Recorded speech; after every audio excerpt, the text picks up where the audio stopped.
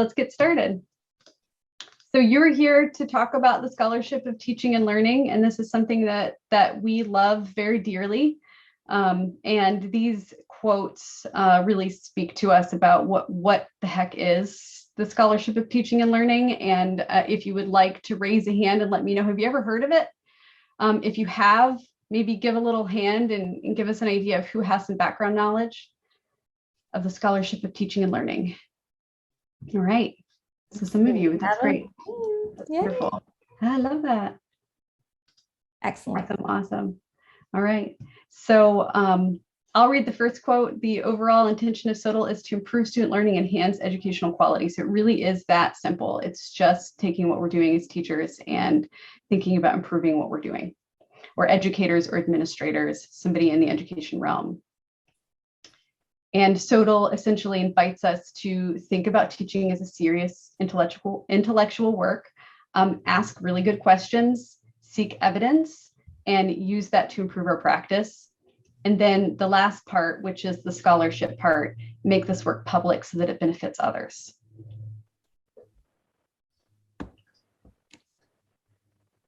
So here's just a little bit about the Scholarship of Teaching and Learning. And one thing that we really like to emphasize is that this is messy and iterative. This is not, it's research, but it's not maybe the traditional concept of research that a lot of us have. And when we show you what the process of SOTL in an image, you can see how iterative and messy it can be. And we're essentially adding structure and this process of dissemination to a process of inquiry that we all already participate in. So we already ask questions about what we're doing in our educational spheres. We look for paths forward. We collect and analyze data, even if we're not calling that information data. Data takes many, many forms, which we can talk about. And we do all of this to understand the world, our classrooms, our institutions, and we make informed and meaningful decisions in our educational spaces.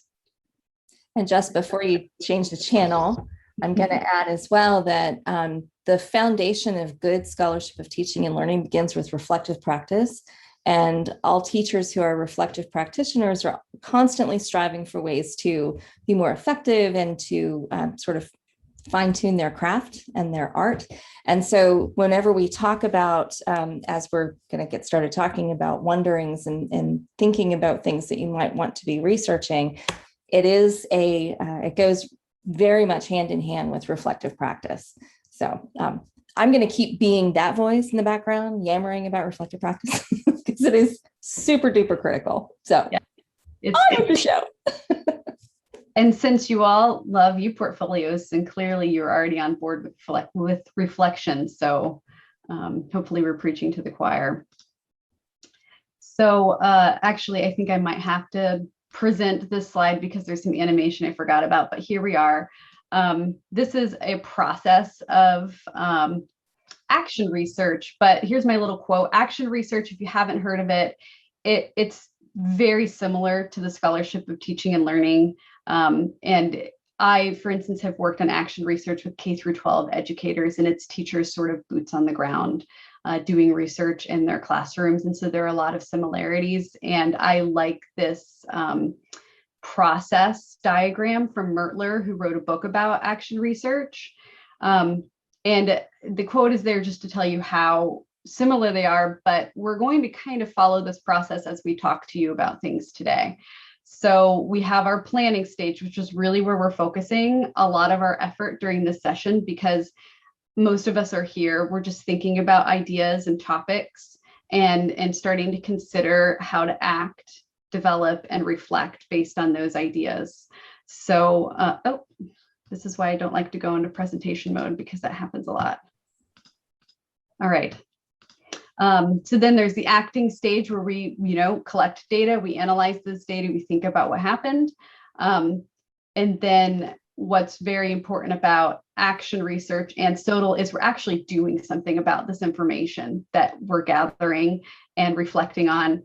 And then we have our reflecting stage, which is so key to this process. And of course, we're reflecting all throughout as well. But then the scholarship word and scholarship of teaching and learning is sharing and communicating those results, particularly in scholarly venues as possible.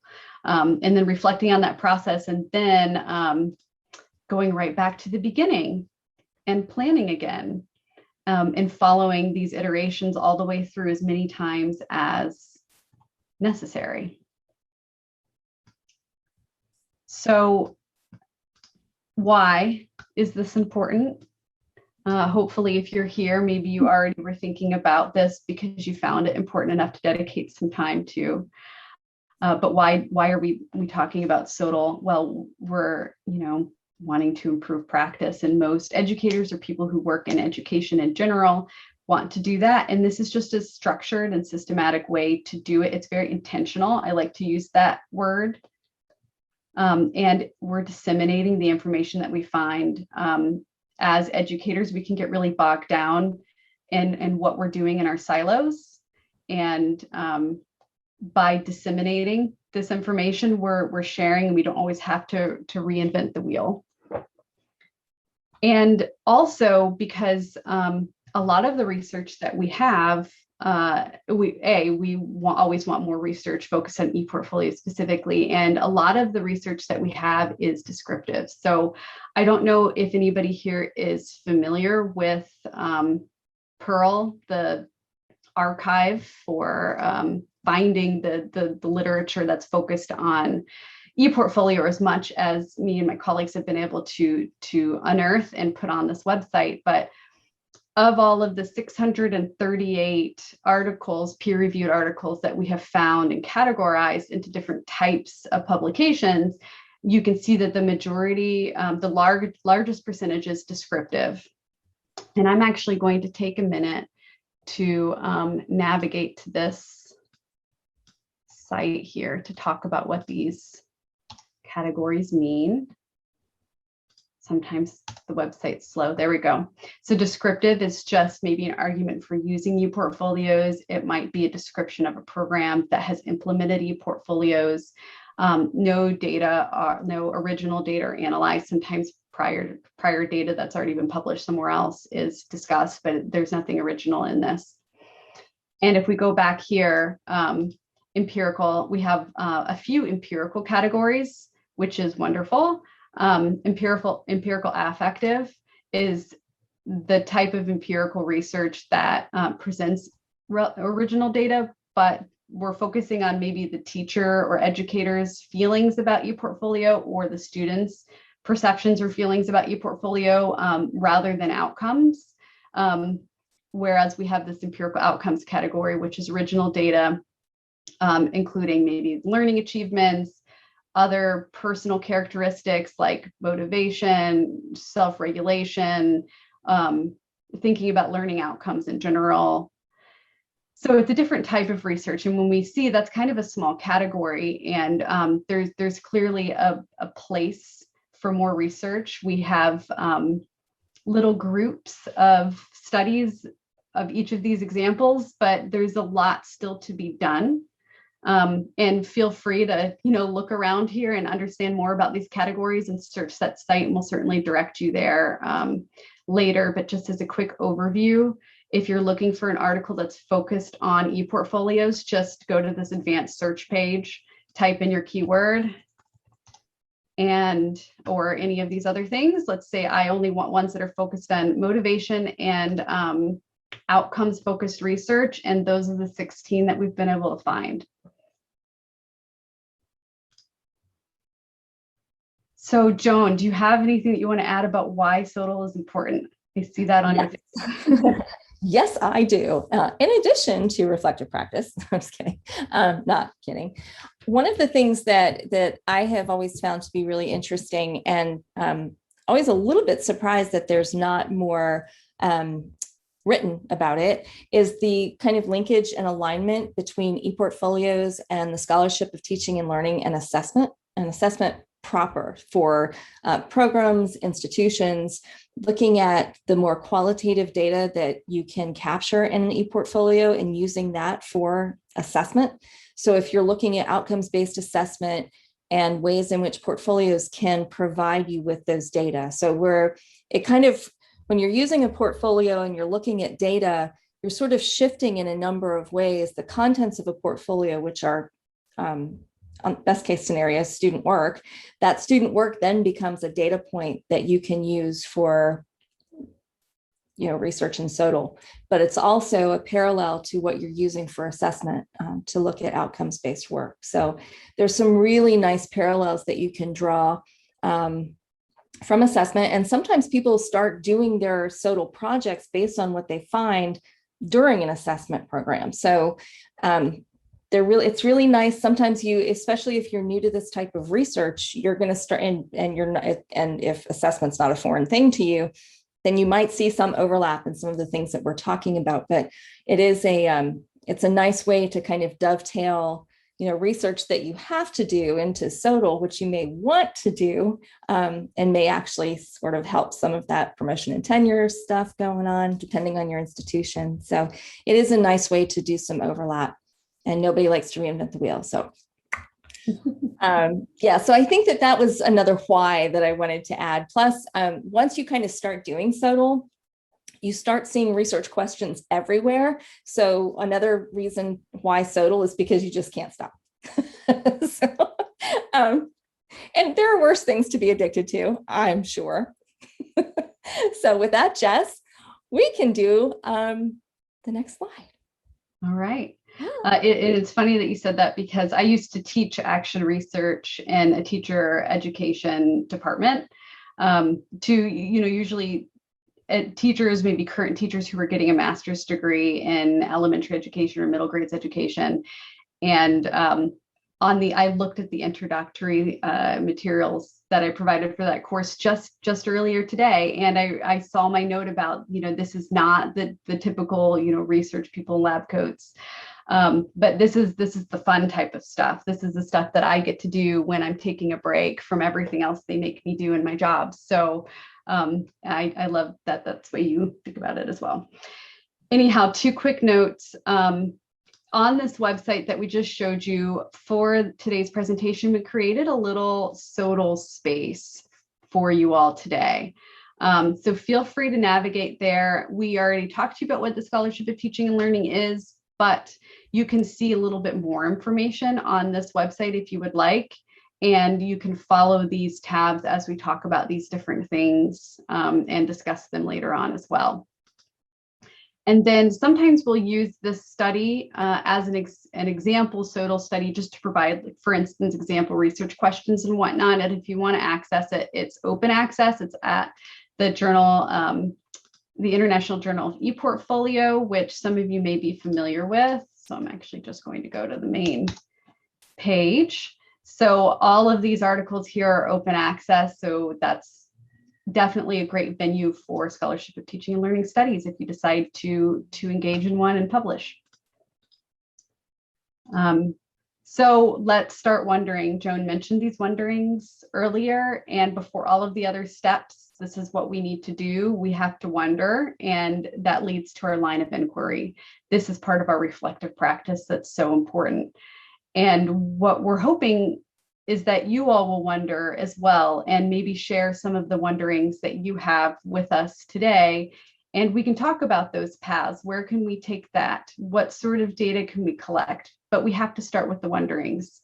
So these are just some prompts. And while we're talking about these, it would be amazing if you could type something out in the chat bar or unmute or be ready to unmute and just share some of the things that you've been wondering in your own space inside education somewhere. So are there aspects of your interactions with students that maybe are more meaningful or impactful? Are there some assignments that maybe work well and others that flop and you wonder about that? I'm not going to read all of them, but I like this last one. Are there certain student behaviors that you're seeing that could be the result of an instructional or assessment catalyst? Do you really want to know more about that? Joan, do you have any wonderings? Some of my wonderings. Yeah. So to me, one of the things that I wondered about, and this is through teaching high school, teaching college, teaching faculty, kind of up through the ranks. I wonder sometimes, so in multiple sections of the same class, why do some things work so well in one group, and then you go to the next group, do the exact same thing, and it's a disaster? And I just want to know, I'm convinced that there's a chemistry thing happening, and maybe there is. So I would need someone to collaborate with, a chemist or something, someone who's, good with pheromone studies or something. I have no idea. But I think it is one of those things where you start thinking about your practice and about, wow, what just happened there? Or you ever have one of those days when you leave the classroom and you just feel awful, like, oh, that was just so terrible. Or something's just itchy, like that, something just didn't feel right. Those are the things where I always feel like it's time to dig in. But it's not always gloom and doom either. Sometimes things go so well and you leave the classroom and you're on cloud nine and it's like, oh my gosh, that was just great. Everybody was like firing on all cylinders. What made it so good? So it's just getting to the bottom, because we want to replicate the great things and eliminate the bad things. So for me, that's where I always start with my wonderings. And that's SOTL. And there's the definition of SOTL. So back to that example article, when I started this process of wondering, I was already interested in e-portfolios, and through my institution, we had a lot of mandated assignments so that every, students in all the different course sections would get essentially the same thing. But I really wanted to take an assignment and flip it on its head and see what that would do for my students. How could I take that assignment and enhance it, not just turn it into something, Microsoft Word to technology, just to transform it into technology, but to take it to places it couldn't go with Microsoft Word. And what would that do for my students? And I thought that they might be more motivated to do that work. And I had hoped that maybe it would get them to think more critically about what they were doing. And so that's how this paper started. All right. And this is good. Anusha just posted something in the chat that I think is worth saying out loud. Sometimes it's not even us. It could just be because I was talking about, why did things go well and not go well in one class to the next. Students may have a big exam right after your class or right before your class, which turning that into SOTL speak, it's sort of like, what sort of contextual challenges do we have as classroom faculty for student success? And what does that mean? And so that certainly speaks to a larger institutional problem that's not just about teaching and learning within the concrete confines of our classroom, but something to bring to the university's attention. And I know that Andrew Harbour is laughing right now because we want to bring these to the institution's attention, but depending on your institution, they may or may not be receptive to hearing what you have to say. But it is something to consider when working with students. In the classroom, what's going on in their lives outside of the classroom that may influence their learning and engagement in your class. All of that is SOTL. All of it is SOTL. All these small things that we think are small. Thank you, Anusha, for that. That was great. Yeah. And Andrew, I really feel what you wrote kind of in my soul, because I have had those thoughts while teaching in class, and a joke flops or a comic strip flops, and I'm like, what? How did I not set this up right if I've taught this 17 times? Okay. So this is just something, you have the slides, you can look back at it. Mertler again has that great process for asking yourself questions, and so this is a nice prompt to use if you would like to. If something's not immediately coming to mind, just think about a problem that you've observed in your classroom, and then think, why does that happen? Then why does that happen? And just keep following that down until you've maybe reached a topic that's narrow enough to research. All right. So now we're planning, we have to take those wonderings live. So you're wondering about something. Let's maybe narrow that topic, think about the scope. Is it about a course or a program? Like, what's the context? Or is it focused more on processes or methods? maybe faculty behaviors, student behaviors, or both? What exactly are we trying to research? And so sort of picking apart that topic into pieces that help us understand where we need to go next. Is it something you're interested in? Because I mean, nobody wants to engage in possibly a lengthy research process about something they just don't care about. Is it attainable? And this is one of my favorite questions is, can we actually do something about this? Can we get more information? Is it possible to examine this line of wondering? So what are your resources? Can you collect data? Is this something that you can even collect data on? And we can help you with that. We can talk through that. You can throw out your ideas and we can think, hey, I think this is what you might be talking about. Maybe it's, and I'm going to bring up motivation. Maybe it's a motivation construct that you're thinking about that is measurable. Do you have the time? Do you have access to the appropriate stakeholders? And can you translate that into a research question? And Jess, are you going to take a minute to go through, because we showed Jess's article, so I'll put her in the hot seat now, because it may be helpful to folks to talk about how you came up with your idea for that article, for that study, and then how did you parlay that wondering into a research question? This may not be the right break to do that, but I didn't ask you about that before the presentation. But I'm sure you could probably riff a little bit and talk a bit about how you got from idea to research question. Okay, so I went through this whole thought process that we've just been talking about as well. I had been thinking about the opportunity for an e-portfolio and how that could enhance what we were already doing in the classroom while still doing what I was supposed to be doing as a faculty member in this department. And I, situated at the course level. I wanted to be, the boots on the ground teacher, looking at what my students were doing and the impact that changes in my instruction had on them. So did I have access to the stakeholders? Yes. Could I collect data on it? Well, I'm a motivation researcher, so I was really familiar with motivation constructs, and I could identify what it was about this change in instruction that I was thinking may have an impact on my students. And I used this model of motivation that we were all very familiar with during our time at Virginia Tech. Joan and I both were in the same program, same educational psychology program at Virginia Tech. And one of the professors came up with this model of motivation that was designed for teachers in thinking about their instruction. It's perfect for action research or SOTL.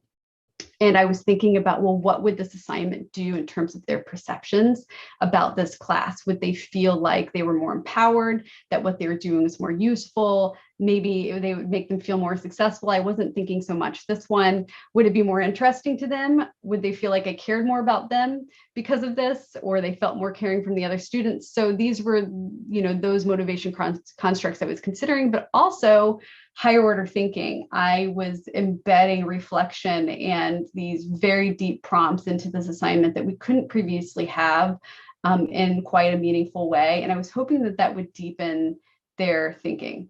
And AAC&U has value rubrics. If you are not familiar, I highly recommend looking those up. They are also on this site. If you go into methodology, we have a link there. And AAC&U value rubrics are right there. So feel free to take a look at all of those wonderful things that you can look at. And I was looking at some of those constructs focused on higher order thinking skills. And is that attainable? I can collect those data. I have the time to do it. I have access to the students, and I could definitely turn it into research questions, which brings us to this slide. So let's look at what Melody has shared. Currently, she is developing an impact study, impact perspectives and perceptions of university students who have access to creative and production tools. Oh, wonderful. Yeah. So Melody, we absolutely want you to share. Do you want to unmute and talk to us about your wonderings process for that and how maybe you've turned that into research questions for your IRB? Sure. Yeah, this has been kind of something that I've kind of fallen into because we are an Adobe Creative Campus. We also use the Microsoft products and the Google products. And we are just introducing an e-portfolio tool. I think Digication is the one that we're going to be using. And the big thing that I wondered about, and I think it was because my sons were here at university. One of them's now in graduate school here, but the other one graduated and went off to his first job. And he was successful in getting interviews and getting a job because of the access that he had to some of these tools. He was very versed with Adobe and Microsoft by the time he left. He got 5 job offers that he turned down and went for an industry that he really wanted and got a job in that industry. And I have a feeling it was because he had access to these production and creative tools. And I think if he had had access to an e-portfolio tool where he could have really had his portfolio out, it would have even placed him better in the job market. And so this impact study is starting with students at their freshman year and going through their whole academic career and how they're using these tools that the university offers them that we pay a great price for. And so I'm also trying to prove to the administration, who sometimes wants to pull back funding for very expensive tools, that these tools are really part of the 21st century learning toolkit that our students need as they go out into their first job. And to kind of end this story, my son got a great job, and he's working with Trek Bikes up in Wisconsin. And he said, he goes, the one thing I didn't get access to that I use all the time that I wish I had had access to at U of A was Microsoft Teams. And he goes, I live and die by that tool now at work. He goes, but I had to learn it on the job. So what I'm kind of looking for is, what are those technologies that students are going to need in their first career? And then with the ePortfolio tool, I think it would be great for students to be able to tell their story and to be able to brand themselves. I went to a great session, I think it was yesterday, about how you brand yourself with ePortfolios. And so I think this is something that as we communicate, we need to teach our students how to do this as they go into their first career and further on. So that was my process. I think that's terrific, Melody. Thank you for sharing that. And as you were talking, I don't know, Jess, if your ed psych hat was like catching on fire, because mine was. So looking at the concept of transfer of learning, particularly around all of these different technologies that are available. I'm at Virginia Tech now in the Department of Computer Science, which is an odd fit for me. I wouldn't describe myself as a Luddite, but I mean, I'm certainly not a techno like file. So one of the things that I'm seeing so much of is being able to, if students have that skill, initial level skills of using certain technologies, they can then transfer that technology knowledge into a different product. And I do believe, I think that would be a really interesting component of your SOTL study, is what are those transferable skills? And because those are the easy things to teach, because those are free, right? You can always find a free product that would provide you with the foundation. And because they are very, very expensive. Virginia Tech is very frustrating in that way too. And with computer science, I mean, they have kind of a lot of money, but the problem is our procurement at the university at a very large R1 is not allowing just anything to come through. And so right now, our IT procurement process, we're about 2 years behind in terms of getting things approved for usage. And so by the time something gets approved, it's already outdated. And so if you know anything about Moore's Law, we're already surpassing that. It's no longer 18 months, it's about, 8 now with new technologies and the rate of attrition and things. So I think that transfer is a really, really critical thing to be thinking about, especially when you're doing any kind of study that involves technology. So thank you, Melody, for sharing that. Yes, thank you very much. That's perfect. And that was the perfect description of what started your wondering and led to a research question.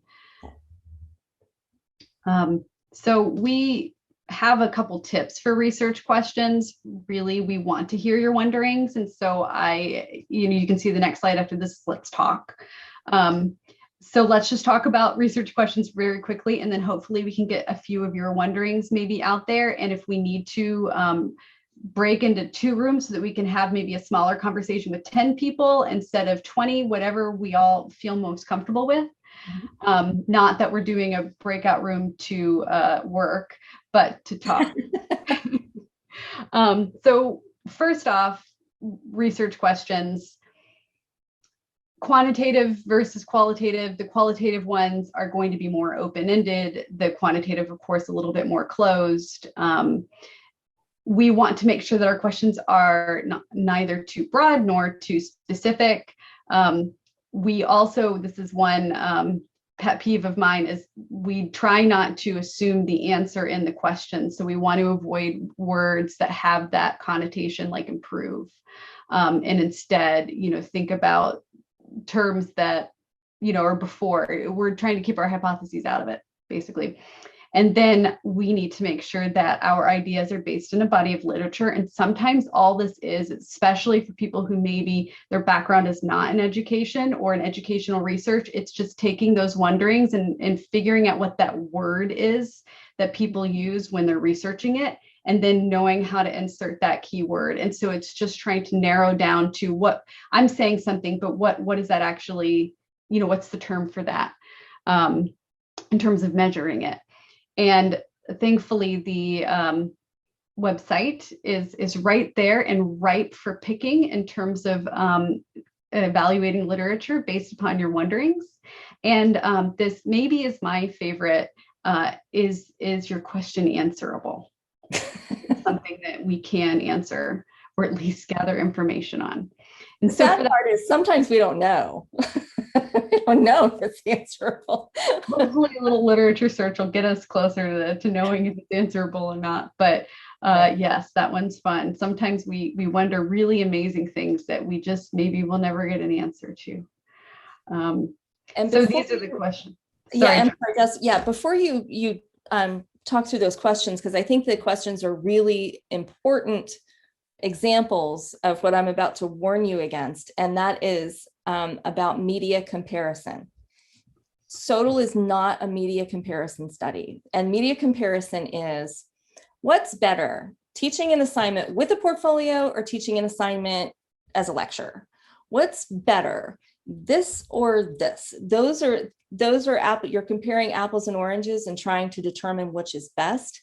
The way that Jess has done this, and these are research questions from the study that she did, she's not asking about which is better. She's asking about the impact of reframing or the impact of a difference. So it's not, I'm going to compare the grades here, which grades was one data point that you would use, right, Jess, in your with the value rubrics. Mm-hmm. Right. And so it can be scaffolded out as part of that, but the overall learning that you're going to be putting forward from your study can't just be, 100% apples are so much better than oranges.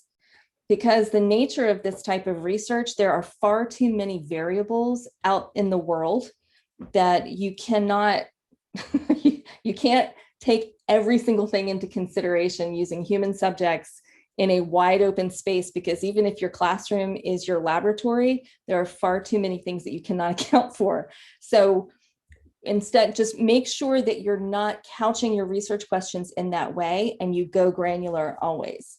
So with that, how did you approach your research, Jessica?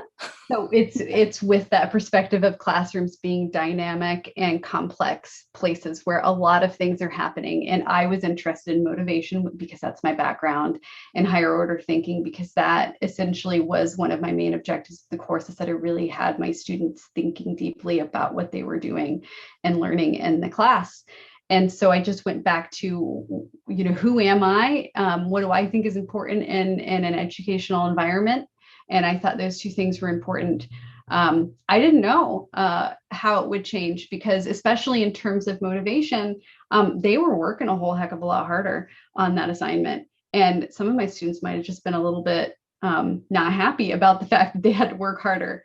And I didn't know if they would be more motivated. I was curious. I suspected that they would be, because there were aspects of the ePortfolio that really would have helped provide some of the support for those motivational thoughts and feelings. But I wasn't sure, because maybe they just didn't like how hard they had to work on it. And I took it in that very specific context, because if I were to say, is this assignment better than that one? Well, better in what way? Grading wasn't as easy for me. So is that how I'm defining better? If it's easier to grade or not? What's another way that we can define better in a classroom? Were the students' grades higher necessarily on it?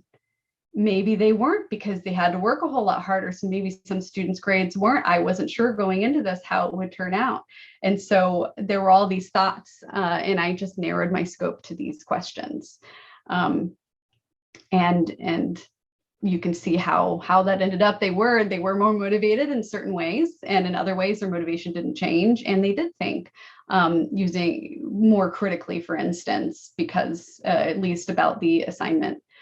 I actually had to go back and regrade all of their old assignments with the new rubric to see if there were differences. And I did, and there were. So that's kind of where we are in this website. I hate how let's see. On this website that we've created, there's this little tab on the website. We've already talked through wonderings and research questions, but there are more details there if you're interested in it. We can start talking about, well, how are we going to search the literature, and how are we going to measure things? And what we can try to do is leave it up to you. Do you want to split into two groups just so that we can have kind of a smaller conversation without so many heads in the room? Or do you want to stay in a group with 19 people? What are your thoughts? Should we do a raise your hand if you would like to stay as a full group? Yeah. So I can. 1, 2, 3. And if you don't vote, then.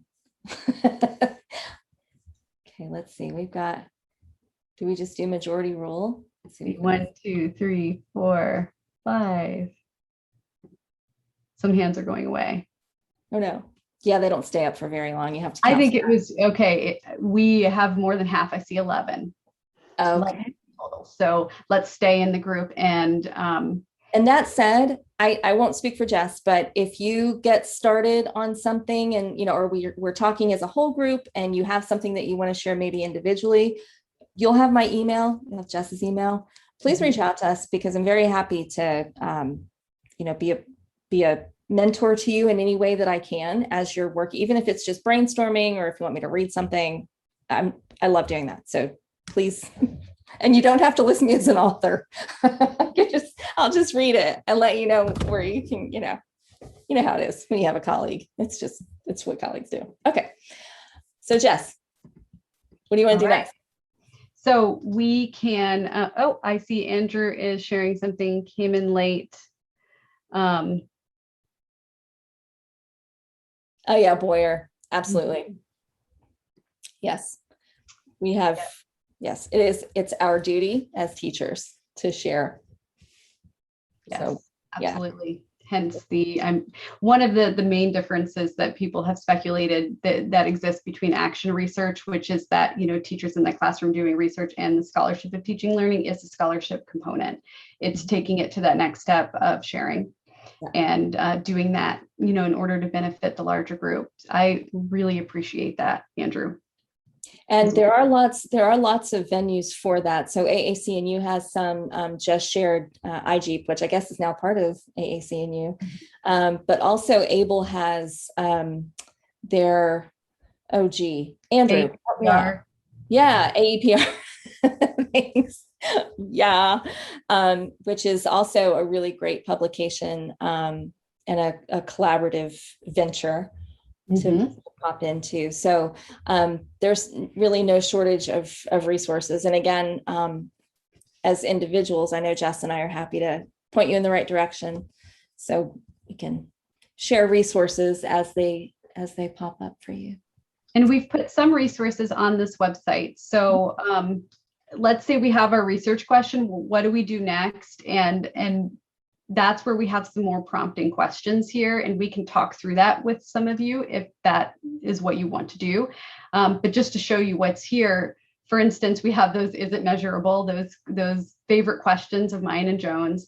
Are you actually measuring what you're wondering? And that's also one of my favorites, because we start thinking, oh, I really, I'm wondering this, I'm going to measure metacognition, but that is not what you're wondering at all. So we want to make an alignment between those two things. And then, and I've made that mistake before too. That's why I feel very strongly about reflecting on this question. And then how do you know what you want to measure? So figuring out the verbiage that we need to use just to do a literature search and find those measures. And one of the tips we have is use things that other people have already made and validated, because that really makes it much easier. So that model of motivation I mentioned earlier, there was already a validated instrument that was validated with college students. So it was very easy to use that and not have to worry about that aspect of things. So yes, Andrew, please just talk, interrupt us. I do that too often. So here's a question for you, Dr. Cheatham, sorry. Cheatham, just call me Jessica. Yeah.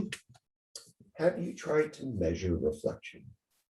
Oh, so I think we're thinking there are people who have researched reflection, and there are many different ways that they've done it. Mostly it's qualitative. But I'm going to redirect you to this website again, because you can type in reflection, and there is a lot of stuff that comes up on Pearl. I asked the question, and it's part superficial, part serious, because like you, I make great use of the values rubric. Talk about the need not to reinvent the wheel. I forget how many hundreds of people and dozens of institutions were involved in the development of those rubrics. But I remember one time stopping Terry Rhodes in the hallway at, I think, AAC and you, and I said, Dr. Rhodes, I noticed that there's no rubric for reflection, right?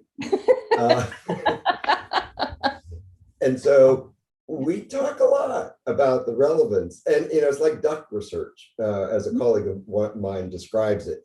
When you see it, you know it.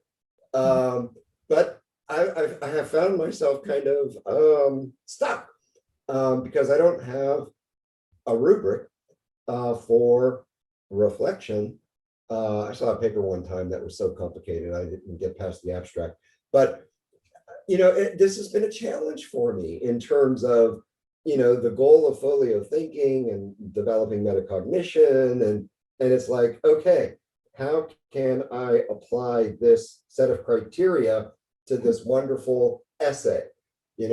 I talk about lack of a transferable skill.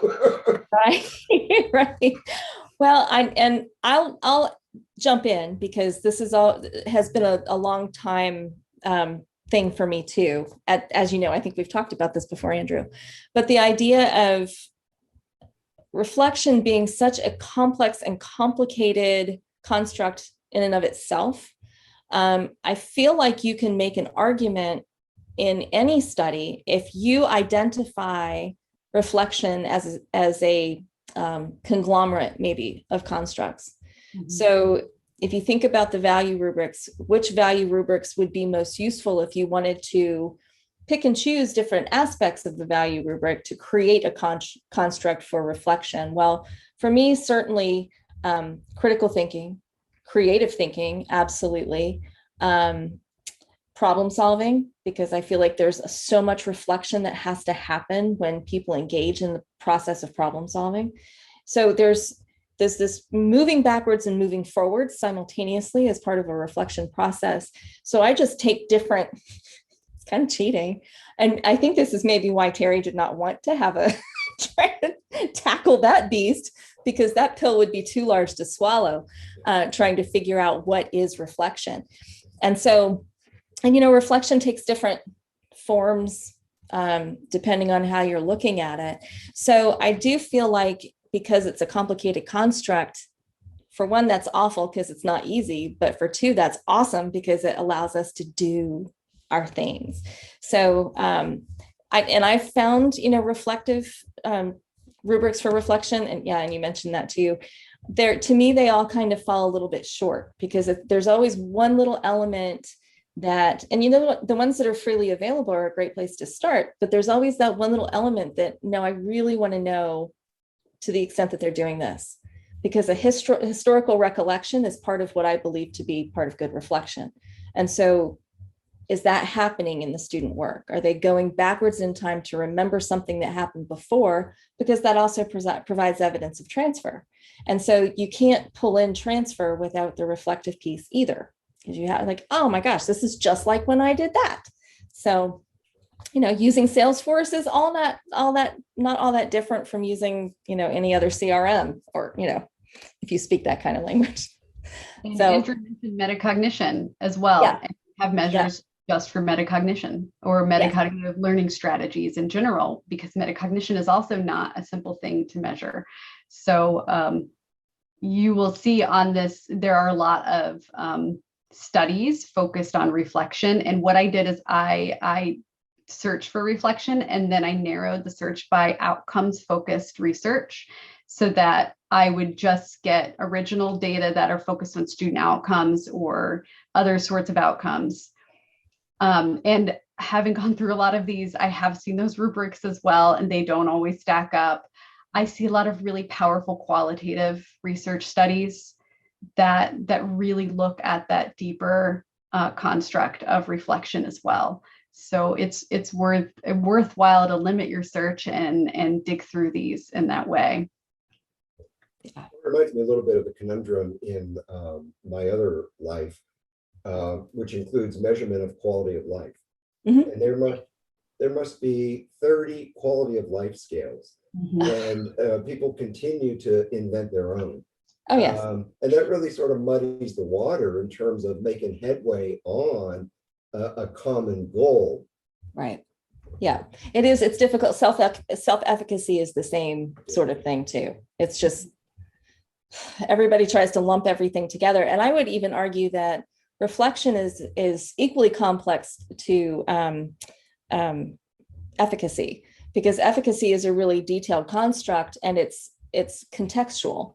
And so I think that reflection in a lot of ways is as well. So reflection in, if you're a tennis player, may have different components to if you're a laboratory scientist, a bench scientist. There's going to be some things that are the same, but then others are going to take on a different sort of beast altogether. So maybe that's what I'll do. Or maybe that's what you should do, Andrew. That can be your magnum opus. You can retire and create a awesome instrument so everyone can measure reflection.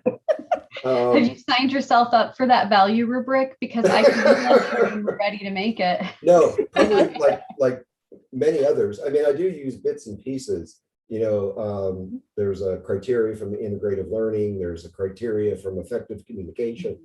There's a couple of others I can't remember offhand. And that works for me, but it might not work for everybody. Right. Exactly. Yeah. It would be nice if there was a ready-made. Yes, absolutely.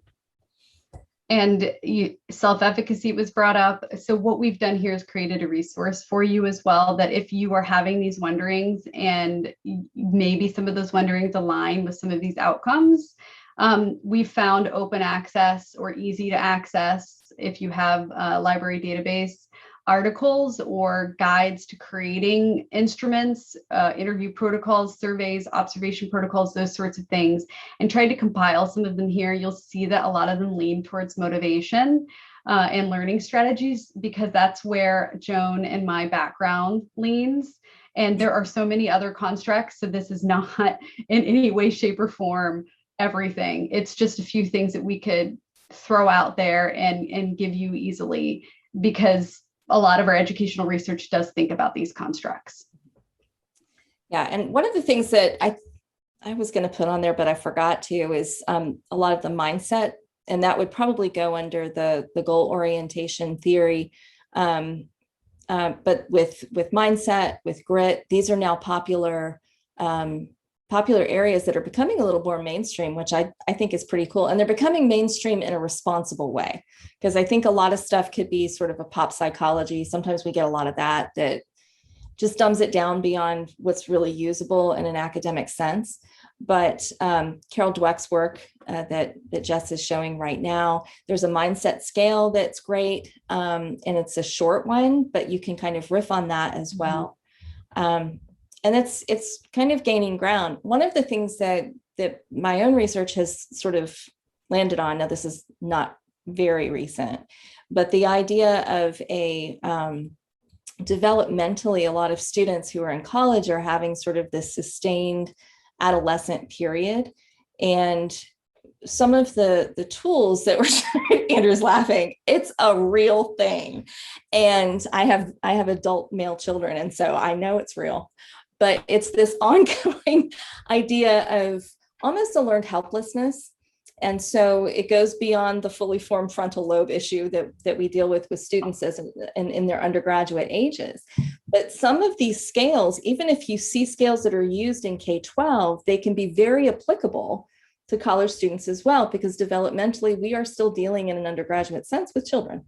So just be aware if you come across something that, oh, that kind of sounds like something I can use. Yeah, it probably is. So don't limit yourself to just, all the grown-up stuff, but there's a really good argument for looking at even very basic things. I have taken pieces of elementary age, obviously not in crayon, but and kind of retrofitted it to the audience, and I was able to get some really interesting data about mindset and grit. So yeah, these are just a handful of things. Say again? I like that idea of grit. Yeah. And I don't disagree about Gen Z, X, Y, whatever we're on. Whoever they are, yeah. They seem to bring a level of unpreparedness. Mm-hmm. I mean, not to be critical, it's just an observation. Oh, yeah. That I think serves the ePortfolio purposes actually well. Yes, in terms because of developing, like, why am I here? What am I thinking about? Exactly, because those are the skills that are underdeveloped in our students. We're starting to see students that are really good at knowing how to take tests.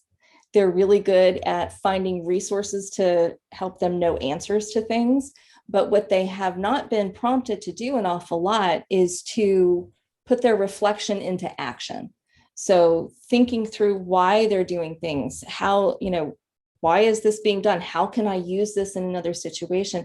Those are the difficult things. And those are what ePortfolios are really, really good at, because it gives that open space. And then it falls to us really to ask the good probing questions, and then to follow that up with our own research to see what sort of stuff we're getting out. Because, even though, I may read someone's SOTL paper that has a bit of data that's really informative to a larger picture that I'm trying to put together. So all of these different things, even if you feel like your idea is kind of small or just very limited to your particular class, write it down, put it out there, explore that research, because it's going to be helpful to someone down the road. So Jess, do you want to talk about Angela's scale? It's really great. Yes. So I put this up because if you didn't know what, grit was, this is basically it. It's a nice short scale, and essentially persevering. She explains it very well. This is her website. So we aren't easily dissuaded from continuing down a path. We'll stick with it even in the face of adversity. That's grit. And she has a nice short scale. There's also, I think there might even be a shorter version of that maybe has 5 or 6 I think items. It's 4. What's the 4 one? Was that hers, or that was another? That might be this one. Yeah. It might be. And this scale has been validated over and over again. And it's so easy to find scales like this. Once you latch on to that term grit, it's there, it's freely available. And if you have a library database, you can also find the references for the validation studies. I don't know why I didn't put grit on there too. Well, it's we have it in there as part of the goal orientation. Do we? Okay. Yeah, I think we do. But there's, so the other part too of when you, for collecting data for SOTL, if you do decide to give students maybe a survey, if it's something that you're doing in your class, it's really easy to go through IRB. Most everything is expedited. If it's part of a course, you can get through pretty quickly, but see it also as an opportunity. You want to get the students to take the survey. You have to be aware of some confirmation bias, because students are going to be answering how they think they want you want them to answer. But always take surveys, if you can, as an opportunity to encourage students to be reflective about the answers that they put. So as you're collecting your own data, there's still an opportunity to teach students more about their own processes and strategies as thinkers and reflectors. Oh my gosh, I am just rambling on and on. So we're out of time. I can't believe it. Candace, how did that happen? I don't know how that happened. The discussion's going so well. That's how it happened. I know. Time flies. And this is a complex topic. Yes. Jess, do you have any wrap up that you would like to give? I think that all we had in our slides, which you have access to our email addresses, reach out to us. If you have some wonderings, we love to talk to people about these things. I've taught classes on these. I love this. And I am a great sounding board. Joan is a great sounding board. Eddie is a great sounding board, even though he's not here. We're signing him up for your email as well. That's right. And then he will promptly distribute to Jess and me. But maybe not. But please keep wondering and keep publishing and keep pursuing your ideas. Yeah. And remember, everything is data unless we tell you it's not. Exactly. Thank you all so much for joining us. It's great to see you, even if your pictures and small. Thank you so much. Thanks everyone for coming. Thank you, Candace. Thank you. Bye, everybody. Bye.